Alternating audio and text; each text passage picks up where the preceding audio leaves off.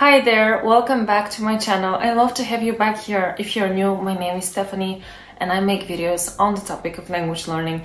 And in this video, I'll be talking about the best way to learn a language.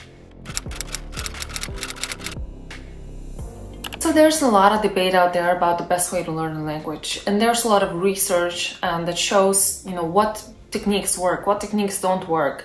The different control groups and how they learn a language versus somebody else that's employing a different technique and how they are learning a language, etc., etc. And it's all about trying to find the best method. And there's a lot of science on it. Then also there's a lot of personal experience on it. And you're going to see, especially here on YouTube, so many people talk about the best way to learn and how we should go about that, etc. So there's so much going on and there's a lot of opinions out there on the best way to learn a language. Here's what I think. I don't believe that there is a best way to learn a language, but I also think that there are some best practices. So I'm going to walk you through in this video how to create the best method for you, because I think that there is a best method for you, but no best method overall. So to begin with, why is there no best way to learn a language? Well, there's quite a few factors, but one of the biggest ones is that we all have different learning styles. So some of us are very visual, some of us are very auditory, some of us really learn through motion and doing things, so really the act of writing with a pen and paper really helps. Some of us need multiple inputs, multiple ways of engaging our senses, etc. So it's very, very different. We all have different ways of learning. And this is actually one of the reasons why the school system usually doesn't work for many people, because it cannot cater to all of the different ways of learning. That is why it's important to take into account your own individual learning type. And whenever you're learning, whatever it is, not just languages, to know what works best for you. And so we all learn in different ways, and it is very important for all of us to know our own ways in which we learn, because otherwise you kind of get stuck into copying somebody else's best method to learn a language, and then at the end of the day, it doesn't work and you're wondering why. Well, it could be because you're two people that have different ways of learning a language. Now, another reason why there's no best method is because the best method is the one that kind of integrates seamlessly into your life. And we all have very different life circumstances. We all have different things going on, different available time, different also methods that we can afford to learn through. For example, most of us perhaps don't have much time to dedicate to language learning, so really habit stacking is the best method for us. Maybe somebody else is majoring in Spanish language and culture and they have all day long to just study Spanish. And so those are two very different life circumstances. And perhaps you live very close nearby a language school and you can go there and you like that because it makes you kind of work for it, and it means that you kind of have to get your money's worth, and that's what you need for motivation. Maybe that's your circumstance and your personality. Or maybe you're somebody that just likes to learn through fun activities and you think that the only way to do that is to do it from your couch. So a lot of the times it's about that. It's about like what is accessible where you live, what is accessible with the language you're studying, because for different languages there's different resources accessible. For some huge languages like Spanish and French, you can find a ton of resources online. But if you want to learn a very specific language and you're doing field research and you want to go out and speak to the last remaining 10 speakers of that language, you're not going to be able to learn using the internet. So it really depends, the circumstances that your own life gives you, and then also the circumstances that the language gives you. And the best method is going to depend on that. And then, of course, we all have different preferences. We all have different things that we find fun. For me, ancient history might be amazing, but for you, what's fascinating might be, car mechanics and kind of, being that type of aficionado that knows how every little part of the engine works. I don't know. That's the thing. We all have different things that we find interesting.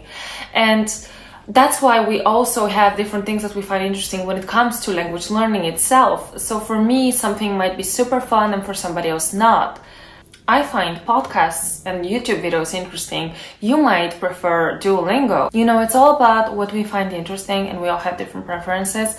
And so for that reason, it's really dependent when it comes to the best method. It's really dependent on your own preference and what you find interesting, because language learning, being as much of a marathon as it is, it's really about sustaining it in the long run. So if you don't find what you're doing interesting, it's going to be super hard to sustain it in the long run. And there's also a lot of research now that shows that when you're interested in the subject matter, it's much easier to learn, you learn much faster.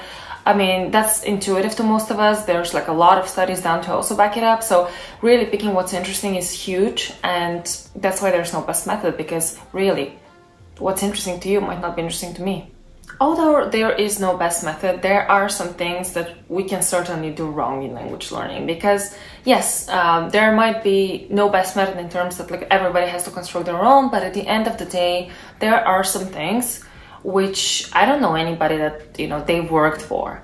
Well, one of the first things is to engage with the language once in a blue moon, you know, whatever it is. Maybe it doesn't have to be like a big study session, but even if you have no podcast listening, or like you don't listen to music in the language, you don't read an article in the language, like nothing, and no formal study sessions and no contact with the language, and you just kind of do it like twice a month, that's harmful. That's, you know, consistency is huge with language learning. I've spoken about this before. It's really important, and I don't know anybody that's been able to make it work without consistency.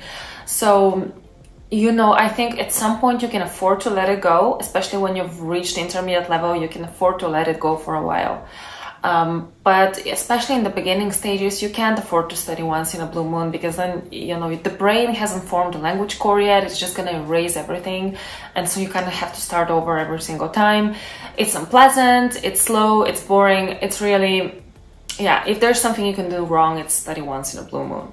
Something else is to be very grammar focused, and that is unfortunately what a lot of language schools are about. But being grammar focused is something that you can definitely do wrong, because if you start with the rules right at the very beginning and you kind of stick with the rules all throughout, what usually happens is that you end up with the results that many people have from school. You know, there's so many people that say, I studied French for 10 years and I can't speak a word.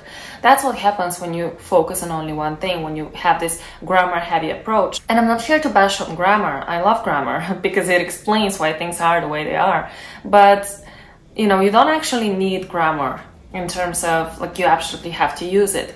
A little bit of grammar can be fine, but if you're doing this approach where it's like 80% grammar focused, this isn't helpful. And generally what isn't helpful is to focus on one thing too much, you know, just like a lot of grammar, a lot of memorizing vocabulary, a lot of, for example, simply reading, and you never listen to the language. That's also bad. You know, whenever you focus on only one thing, that can be harmful for your learning. You kind of need to have different contacts with the language. You need to have some listening. You need to have some reading as well. You know, you need to have a little bit of speaking practice. You can't just focus on this one thing. Another common mistake is to focus on memorization, you know, be it of vocabulary, of grammar rules, of like certain phrases. In the beginning, you might need to focus a little bit so you can know like the basic phrases of the language, pick up the basics that way. But in general, especially once you're past the very, very baby step stage, it should be about building a skill.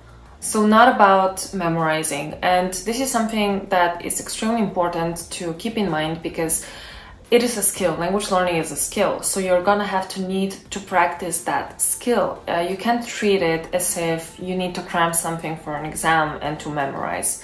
So focusing on memorization, you know, using spaced repetition apps all of the time, and kind of forgetting to get some real contact with the language, real input or real practice, that can be harmful. And last but not least, probably the most harmful thing you can do in language learning is to do boring or unpleasant activities. It doesn't really matter how much you've heard that reading is good. If reading is boring to you, then don't do it.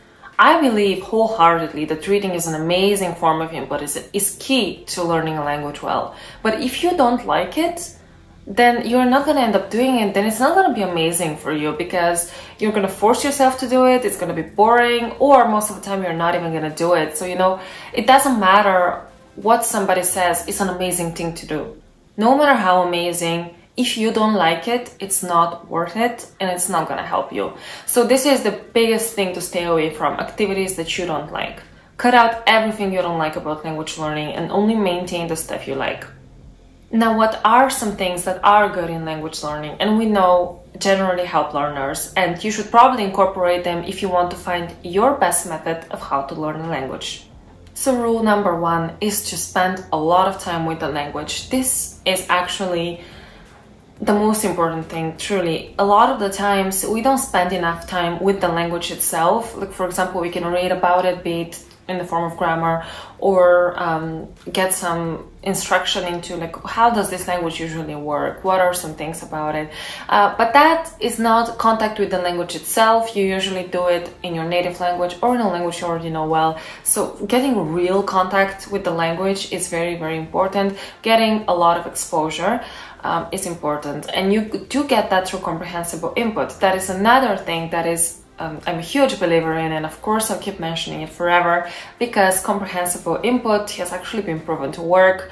A lot of the polyglots that I know, will go on and on about it, how amazing it is, and this for a reason, because when you get real world input in language learning, whatever that is based on your interests and your preferences, it really helps solidify things. A lot of exposure to a language, a lot of contact with the language, a lot of comprehensible input by itself doesn't guarantee success. Of course, you also need to pay some attention to patterns. So it's very important to train that notice muscle and just kind of notice the patterns that appear in that input that you're consuming, which is another important point. But as long as you have good input that you find interesting and you're paying attention to those patterns, that is a recipe for success. And that also shows why there is no best method, because you can say, oh, comprehensible input is the best method, but what? Reading? Or, traveling to that country, getting a lot of exposure all over you? Or listening to a podcast? Or watching a movie? You don't have to do all of those things. You can only do the things that interest you, and that's going to be the best method for you. Perhaps your method is just a lot of TV. Who knows? That might work for you based on your learning style, your lifestyle, what you like, etc. So find the input that works for you, and then make sure that you pay a lot of attention to patterns, and make sure you're consistent. Just as I said that learning once in a blue moon is bad for you, well, consistency is great for you. So sticking to some sort of a consistent schedule, doesn't have to be rigid, just making sure that once in a while you pick up that language, that will do wonders, because truly small steps done often are better than like one big step once in a while. But beyond that, beyond those things that I think are harmful that I mentioned, and those things that I think are good that I mentioned, beyond that, it's really about finding your own footing. If you see a lot of videos like that, you read a lot of tips, you watch a lot of YouTube videos that give you tips on language learning. Take what you like from all of that content you consume and make it your own. Take only the methods that you think will be fun, or experiment with all of them and see which one is fun. So take what you like, take what works for your learning style and combine that. And then at the end of the day, also factor in, your lifestyle, how much time you can dedicate to language learning. And when all of those things are combined, what you're going to find is that you're going to enjoy language learning, and you're going to be able to make it work for your schedule, because it's very important to be realistic about it, not to overshoot. Overshooting is bad because then it can discourage you when you don't do your 2 hours per day. It's not about that, it's about being realistic. And when you do all of that, you're gonna see that you're gonna enjoy language learning, you're gonna commit to doing it often, and that is what's gonna make it the best method for you. But then also it is quite important to remember that this is a journey, not to push yourself too hard, not to expect results immediately. Really, language learning teaches you patience, because results don't happen overnight, and you're gonna make a lot of mistakes, and you need to be comfortable with that. And you also need to avoid comparison like the plague. Don't compare yourself to what you see online or to your friends in real life that learned Japanese faster than you. Really, comparison is a killer of joy in general, but in language learning in particular, it can discourage you quite quickly. So avoid it. And the last tip to tailor it and make it your own best method is to only learn the skills you need. So a lot of things are important. You need to be able to understand the language through hearing it spoken. You also need to understand it through reading it, of course, and you need to be able to speak. Those are basics. But what I mean is that you don't necessarily need to be able to discuss all topics. You might only need business French.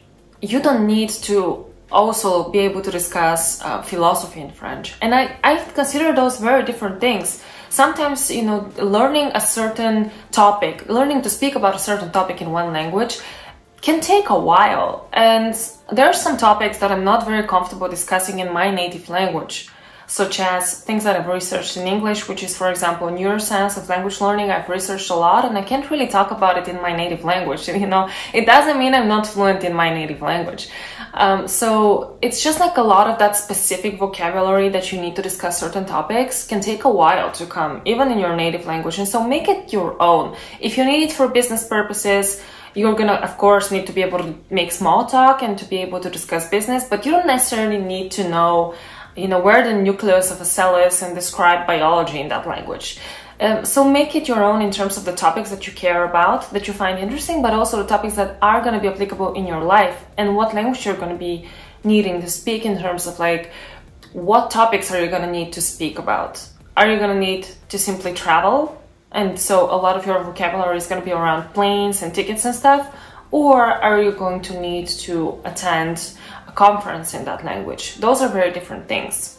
And of course, the best thing is to be flexible. Change. I've changed my routine so many times. I've changed what I do in language learning so many times. I was using the wrong methods years ago, and I would, you know, try to memorize case conjugations, and I saw how ridiculous that is. You know, you might try something and be like, that's ridiculous, it doesn't work for me. Don't be afraid to drop it. You need to be very flexible with your methods of learning, and you need to try, experiment, and then ditch it. If it doesn't work, don't feel like you need to stick to it. Don't feel like a failure if you're giving up on a certain method. If you're, you know, reading a book half read, if you're dropping a language even and moving on to another one that works better for you, don't be afraid to do that. Don't get married to your routine. And in conclusion, I think that, yeah, the best way to learn a language is going to be different for each and every one of us. And I actually think it's a little bit like clothes. You know, sometimes you go into a store and you pick up something and it fits you perfectly in all the right places, but most of the times you really need to take it to a tailor to have it fit perfectly. And it's the same with language learning methods. Sometimes you're going to be able to find the perfect method online and you're just going to adopt it and it's going to be as if it was made for you. But most of the times it's going to be about combining different things and trying different things and dropping things that don't work and adding new things and kind of tailoring it as you would a piece of clothing. So don't be afraid to experiment and find the method that works best for you. I'll see you soon on my channel. Until then, have a wonderful week.